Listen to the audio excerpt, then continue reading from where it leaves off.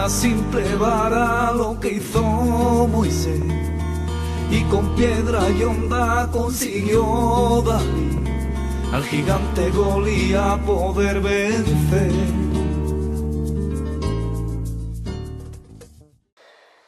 Muy buenas, queridos amigos, queridos telespectadores, un domingo más con vosotros desde Onda Jerez Televisión, Ventana Evangélica.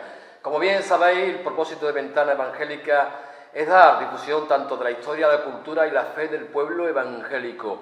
Y bueno, queridos amigos, en esta ocasión quiero mostraros un matrimonio del Señor, ministerios, matrimonio comprometido con la obra, comprometido con las iglesias del Señor, comprometido con su ministerio, y para mí, de verdad, créeme que es un honor tener con nosotros en esta ocasión un ministerio que viene precisamente no de España, sino de Argentina, ¿no? Ministerio internacional.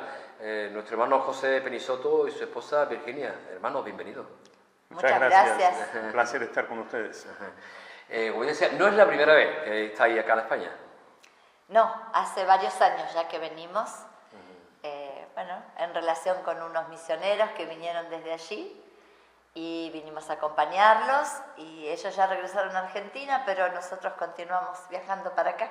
Qué bueno. Trayendo una palabra especial, especialmente para pastores, para mujeres, para iglesias, compartiendo las buenas nuevas de Dios.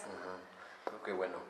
Hermano José, allá en Argentina, ¿cómo ha ido el año por allí? Porque el año pasado estuviste por aquí, también estuvimos en una entrevista. ¿Y cómo ha ido? ¿Cómo va este año la cosa por allí, por Argentina? Tenía ganas de empezar con un grito de júbilo. Hace un tiempito atrás, en una de nuestras reuniones, un joven empezó el culto diciendo: "Este es tu año". Y claro, cuando uno escucha eso, tiene ganas de gritar y saltar y decir gracias a Dios, porque creo que el Evangelio tiene momentos y momentos de euforia, momentos de reflexión, momentos de ir más lento, pero gracias a Dios el trabajo de la Iglesia Evangélica en Argentina no se ha detenido, sigue avanzando. Uno ve que esto va paso a paso creciendo. De alguna manera, podríamos decir que sentimos que estamos en el camino, en un proceso de crecimiento en que el Evangelio se va consolidando y va dejando huellas en la Argentina. Este ha sido un buen año, por supuesto, como dije, no sin imprevistos, los imprevistos siempre están, pero ha sido un año de crecimiento, particularmente en nuestro ministerio. Ha sido un año muy bueno de consolidación, de crecimiento, de despegue, de ver cosas que esperábamos que ocurrieran y están ocurriendo. De manera que muy buen año. En Argentina, ¿de qué números de creyentes evangélicos estamos hablando? En Argentina, la última estadística muy seria que hay, que es de hace ya un par de años, está hablando de 5 millones de cristianos en el país.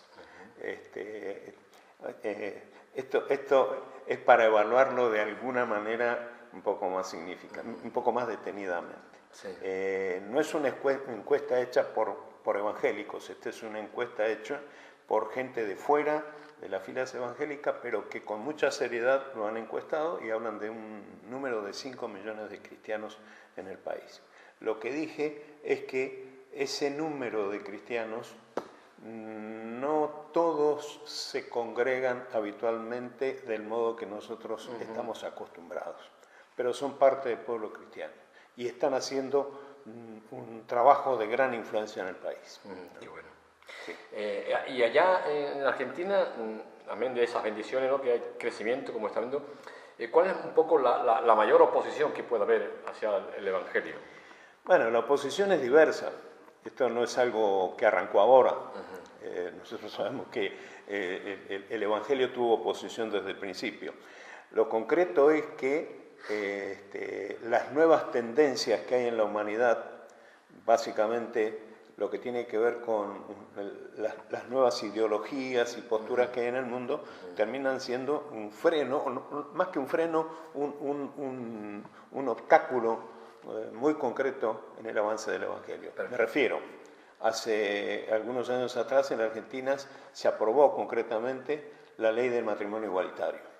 Eso no nos ha traído problemas, pero sí de alguna manera nos ha comprometido en ser muy serios en lo que nosotros decimos y muy cuidadosos en cómo evaluamos esto. Porque puede ser acusado de discriminador si no sabe contestar lo que corresponde, o puedes de alguna manera dar a entender que estás identificándote con una postura que es contraria al Evangelio. Y dentro del plan de la ideología de género, en este momento en la Argentina se está debatiendo la ley de la despenalización del aborto, acerca de lo cual todos los cristianos estamos absolutamente en contra. Yo no diría que esto ha sido una oposición para el Evangelio, esto ha sido en todo caso un desafío para el pueblo evangélico que nos ha llevado a salir con todo nuestro conocimiento de la palabra de Dios y aún con la apoyatura científica de profesionales cristianos a explicar por qué estamos en contra del aborto, entendiendo que la vida empieza con la concepción de un bebé y que el aborto en cualquiera de sus etapas sería concretamente matar a una persona. Cuando las mujeres dicen, este es mi cuerpo, yo hago lo que quiero, están en una tremenda contradicción porque en realidad no es su cuerpo, el cuerpo del bebé. Entonces, todo ese tipo de cosas ha significado un gran desafío para el pueblo cristiano en Argentina. Sí, en definitiva, lo que tú estás comentando, ¿no? La cantidad de las nuevas ideologías que están surgiendo a nivel mundial. Seguro. Eso en España también lo tenemos. Pero bueno, seguimos avanzando, seguimos luchando. Y bueno, una pregunta también que tenía en mi corazón. ¿Qué tiempo lleváis en el ministerio, hermana? 41 años y medio. Qué bueno. Como matrimonio. Ya tenemos más tiempo previo, cada uno por su lado. Tenía en mi corazón, Virginia, también comentarte, ¿no? Hacerte esa pregunta, ¿no? ¿Cómo conociste al Señor? ¿Cómo llegaste a conocer a nuestro Cristo bendito? Bueno, eso ocurrió hace 44 años. Sí. En un momento en que me contacté con jóvenes evangélicos que me invitaron a sus reuniones. Ahí encontré el tipo de personas que había buscado toda mi vida, porque andaba un poco como a contramano de lo que se vivía entre la gente de mi edad. Y encontré lo que buscaba, pero me faltaba conocer qué era lo que motivaba esas características en ellos. Bueno, comencé a asistir a una iglesia, me compré una Biblia, empecé a leerla y así con mucha ironía, me reía de algunas cosas que leía porque no las podía entender, hasta que un día viajé a otra ciudad, a un retiro también de jóvenes de otro lugar, que fui invitada, y allí el Señor me mostró. Porque pasaba esto, ¿no? Dice, bueno, tenés que arrepentirte de tus pecados, pedirle perdón al Señor. Y yo provengo de una familia muy normal, muy sana, que, bueno, con sus cosas como todos, pero que no robaba, no mataba, no fumaba, no mentía, honestos, trabajadores, entonces, ¿de qué me tengo que arrepentir? Claro. Y entonces el Señor me mostró que, bueno, ya que me había dado tanto, ¿qué le estaba dando yo a Él? Y ahí fue una cosa tremenda, ¿no? De tener que abrirle mi corazón al Señor y permitirle ser mi Salvador y mi Señor, el dueño de mi vida. Y a partir de ahí fue como empezar nuevamente. Todo eso que leía en la Biblia y que no lo entendía, fue como que se corrió un velo, como que fueron abiertos ojos espirituales y empecé a entender cosas que antes no entendía y a ver cosas que antes no veía. Claro. Y Dios se encargó de mostrarme todo lo que había dentro mío por lo cual le tenía que pedir perdón. Amén. Pensamientos, sentimientos, cosas guardadas, alguna creencia equivocada lejos de Dios, muchas cosas, porque todos tenemos un vacío adentro cuando caminamos sin Él en nuestras propias fuerzas. Él viene a completarnos. Qué y bueno. eso fue a mis 20 años. Qué bueno. De modo que, bueno, volví a nacer a los 20 años. Y lo primero que sentí fue querer dedicar mi vida para contarle a otros acerca del Señor. Y que también lo conocieran. Y desde entonces estoy ahí, en ese plan. Pero el Señor también te llamó al ministerio. Claro, claro. Yo soy docente, ya lo Eso. era a los 20 años, maestra. Sé que acá se dice maestro, educador. Sí. Y bueno, pero tuve un llamado a la tarea pastoral. Entonces, por varios años dejé la docencia, la tarea en escuelas, para formarme, luego junto a mi esposo, y ser pastores. Yo quería casarme con un pastor y me casé con uno. Pero después de muchos años, el Señor me devolvió la tarea de educar. Y me mostró que era totalmente compatible con la tarea pastoral, porque yo estoy pastoreando niños, jóvenes, adolescentes, a la vez que les enseño principios y valores cristianos. Qué bueno. Y bueno, por la gracia de Dios, he trabajado en escuelas públicas muchos años, pero luego la iglesia que pastoreamos desde hace 33 años tiene un colegio, hoy cuenta con 900 alumnos de niveles de inicial, primario y medio, y estamos proyectando el nivel terciario también. Estamos hablando de un colegio evangélico. Un colegio confesional cristiano, público de gestión privada. No le enseñamos religión a los niños, ni les obligamos a asistir a una iglesia evangélica, de ninguna manera. La mayor parte de nuestros estudiantes pertenecen a familias católicas o que no profesan ninguna fe. Muchos evangélicos también, por supuesto, pero no es condición sine qua non para asistir, porque justamente la finalidad, el propósito del trabajo desde esa institución es dar a conocer el Evangelio a quienes no lo conocen por medio de los niños, a las familias de nuestra comunidad en Cipolletti, Argentina, ¿no? Y bueno, se les habla de los principios y valores que emanan de la Biblia. Nuestro ideario institucional es formar generaciones de niños y jóvenes desde los principios y valores cristianos y permitirles que desde esa formación se capaciten para ser agentes de cambio en la sociedad de la cual forman parte. Me alegro, perdona que te interrumpa, Virginia, me alegro por eso, lo que estás comentando, de que haya ese tipo de colegios y de enseñar los valores cristianos, porque ya esta sociedad, ya los medios de comunicación, ya se encargan de transmitir a nuestros hijos, a nuestra generación, otra serie de valores.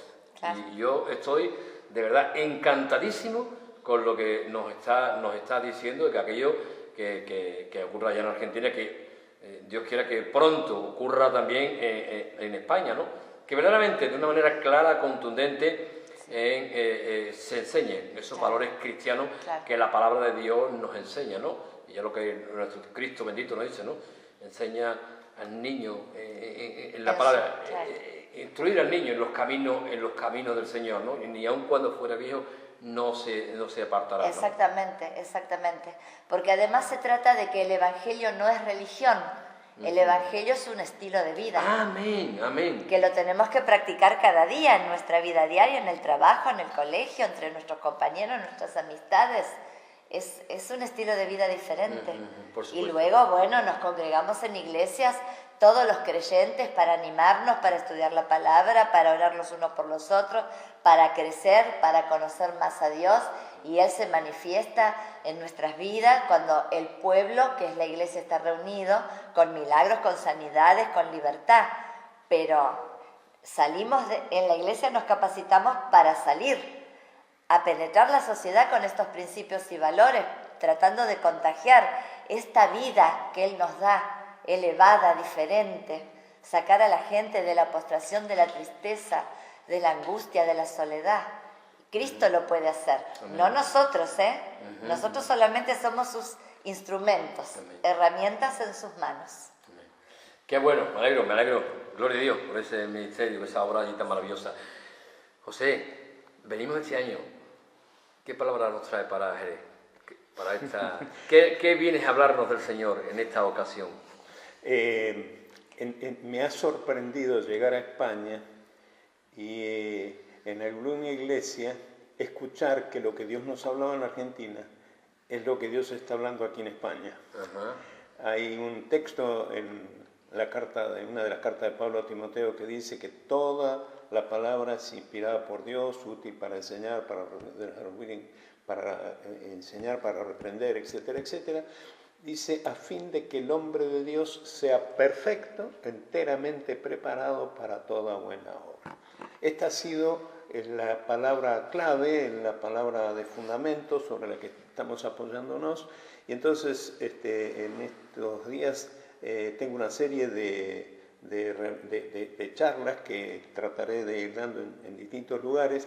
La primera cosa, el primer tema de una serie que tengo preparado se titula Priorizando lo que es del interés de Dios. Creo que los cristianos evangélicos, en el afán de predicar el Evangelio y hacerle sentir a la gente todas las virtudes del Evangelio, como Virginia nos estaba explicando recién, hemos priorizado las bendiciones que vienen de Dios, pero nos hemos olvidado o hemos dejado un poquitito de lado el compromiso que tenemos con Dios en cuanto a manifestar el reino de Dios, cosa que el Señor nos manda. Como consecuencia de este primer tema, cuando uno empieza a entender esto, se empiezan a producir cambios en nuestra vida, cambios en nuestros hábitos, cambios en nuestro compromiso, cambios en nuestros horarios, cambio en el uso de nuestros recursos, de manera que el segundo tema de esta serie se llama No resistas los cambios. En tercer lugar, como esto implica una necesidad de prepararnos, el tercer tema del que hablamos es cómo y dónde nos preparamos. Porque pasará aquí en España, como nos pasa en Argentina, entre los cristianos evangélicos, que hay mucho éxodo intereclesiástico. Hoy estás con una congregación, mañana estás en otra, y yo creo que a los efectos de ajustarnos al plan de Dios, de prepararnos para ser perfectos, idóneos para toda buena obra, es necesario encontrar el lugar de la preparación y los líderes que te prepararán. Y el cuarto tema tiene que ver con reconocer el escenario donde vamos a servir. Cuando el Señor Jesucristo mandó a sus discípulos, les dijo, he aquí, los mando como ovejas en medio de lobos. Y les dijo que los iban a maltratar, que los iban a meter en la cárcel, que iban a ser maltratados. Es decir, es necesario conocer el escenario. Esto no es para asustar ni para deprimir, esto es sencillamente para ubicarnos y darnos cuenta que estamos en una tarea complicada, difícil. Por eso cuando hablábamos al principio de la oposición al Evangelio, Jesús nos lo adelantó. Y finalmente, como cierre de esta serie, el último tema tiene que ver con comprender lo que significa estar en los negocios del Padre. Cuando Jesús se perdió entre la multitud, cuando fue con sus padres y los padres no lo encontraron y volvieron a buscarlo, Jesús le dijo a su madre, en los negocios de mi Padre es necesario que yo esté. Pues yo creo que esa palabra que Jesús pronunció a los 12 años a su madre nos ha dejado a nosotros en la necesidad de entender que nosotros somos parte de los negocios del Padre.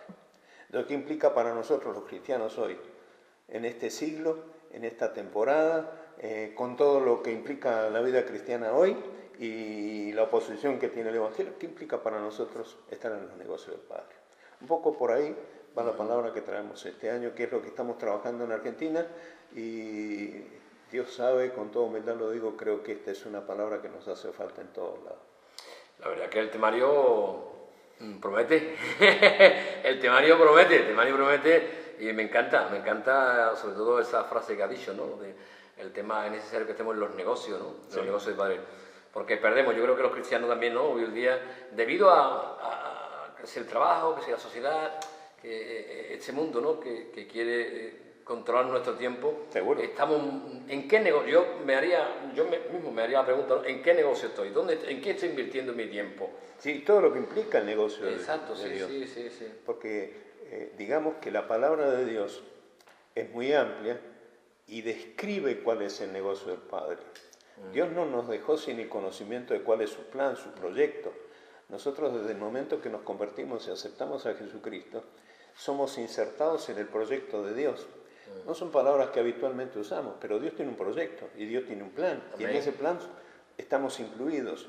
Entonces, como parte de ese proyecto, la palabra que Jesús usó es la palabra negocio. Este es el negocio de mi Padre. Si es el negocio de mi Padre, en ese negocio estoy. Y si Él mismo es mi Padre y yo soy su hijo, y soy discípulo del Señor Jesucristo, pues los negocios del Padre me interesan a mí. ¿Cuál es el negocio? Eso es lo que vamos a describir. Amén, amén. Ahí queda, ahí queda. Virginia, yo creo que la palabra de Dios, ¿no? Hablando un poquito de lo que estamos hablando antes, es muy necesaria para los tiempos en los cuales estamos viviendo, ¿no? Yo creo la importancia de la palabra, ¿no? De volver a leer la palabra, ¿no? E invitar a aquellas personas que no conocen al Señor, ¿no? A que acudan a la palabra, ¿no? Para que conozcan a nuestro Señor bendito, ¿no? ¿Qué nos puede decir de...? Es que la palabra es el manual de vida. Primeramente, no es un libro más que podemos conocer del principio al fin. Muchos teólogos la conocen solamente con una mirada teológica intelectual. Sin embargo, la Biblia es una palabra viva. Entendemos, inspirada por Dios desde el principio al fin. Y encontramos que a través de miles de años, distintos autores escribieron los distintos libros que componen la Biblia, que de hecho Biblia significa libros, libritos, y hay un único pensamiento del principio al fin. ¿Cómo podrían distintas personas en distintos lugares, en distintas épocas, escribir un mensaje coherente único si no hubiera un único autor que lo inspiró? Y entonces cuando leemos la Biblia, podemos leer un mismo pasaje muchas veces y cada vez nos volverá a hablar de una manera diferente, potente, apropiada para la situación que estamos viviendo en ese momento. Es maravilloso. Es nuestro alimento, nuestro sustento, nuestro consuelo, nuestra guía, nuestro manual de instrucciones para la vida. Amén. Ahí hay para los padres, para los hijos, para el hombre, para la mujer, para todo, Amén. para lo que queramos encontrar. Así es. José, Jesús es el modelo a seguir. Ninguna duda, ninguna duda. Y si me permites, a la gente que nos está acompañando del otro lado en este día, tengo ganas de decírselo bien argentino. ¿Qué estás haciendo sin Dios? ¿Por qué te demoras en llegar a Dios? ¿Por qué no decides buscar donde hay que buscar? Semana a semana desde este programa te hacen conocer que Él es el camino, la verdad y la vida y que nadie nos puede relacionar con el Padre sino el Señor Jesucristo. ¿Qué estás esperando? ¿Por qué la demora? ¿Qué es lo que te hace dudar? Cuando tienes la oportunidad de conocer a Dios, acercarte a Él, empiezan a desmoronarse las inquietudes, las preguntas empiezan a tener respuestas, las dudas empiezan a desaparecer, la calidad de vida que has buscado y has esperado durante toda tu vida empieza a llegar, la fe que pones en Dios te trae confianza, esperanza, sosiego, libertad interior y ese vacío, esa incertidumbre, todas las preguntas que has tenido guardadas sin respuestas empiezan a tener respuesta. Porque, como lo decía mi esposa hace un momento, la Biblia es un manual completo que da respuesta para todo. En primer lugar, para nuestra necesidad interior. En segundo lugar, para la proyección eterna que nosotros tenemos a través del Señor Jesucristo. Según la palabra de Dios, la comunión con Dios nos proyecta para el aquí, para el ahora y para la eternidad con Dios. Pero además, en la palabra de Dios empiezas a tener respuesta para lo personal, para lo familiar, para lo comunitario, para la administración de tus recursos. Es decir, el plan de Dios es completo. Por eso, repito la pregunta del principio. ¿Qué estás esperando? ¿Por qué te demora? ¿Qué es lo que te demora para llegar a Dios? Este es tu día, buscarlo a Dios. Qué bueno, amén. Virginia, como mujer, ¿qué le dirías a esas mujeres que nos están escuchando? Bueno, voy a reiterar todo lo que acaba de decir mi esposa. Sí. Jesucristo nos completa, mujer española. Yo fui completa a mis 20 años cuando me encontré con Jesucristo y Él me ayudó a sacar de adentro todo aquello que no servía, mis tristezas, mis dolores, mis angustias, mis pesares, mis experiencias equivocadas, mis malos pensamientos, superar lo que me hubieran hecho que me dañó. El Señor nos potencia como seres humanos y nos capacita. Como bien mencionaba mi esposo, la Biblia nos capacita para toda buena obra. Lo que le faltó decir del texto, nos instruye en justicia. Si has sufrido injusticias, has sufrido abuso, maltrato, violencia de género, El Señor es el que nos sana, el que nos liberta, el que nos levanta, el que nos da una nueva perspectiva de la vida, el que te dice que tus sueños no han abortado, que todavía puedes alcanzarlos. Tómate de la mano de Dios. Él te capacita para ser mejor esposa, mejor madre, mejor hija, mejor mujer sola si te ha tocado serlo. En fin, en Él somos completas. Qué bueno, gloria a Dios. Pues, querido hermano, gracias por vuestro tiempo, José, Virginia. Gracias por vuestro ministerio, gracias una vez más por estar con nosotros aquí en España. Estamos esperando esa palabra como esos niños que están deseando esa comida. Esperamos que el Señor nos bendiga esa palabra que tú nos vas a traer seguramente, que va a ser de mucha bendición para nuestra vida. Pues gracias y que Dios bendiga. Un placer, muchas gracias. Gracias por invitarnos. Un gusto.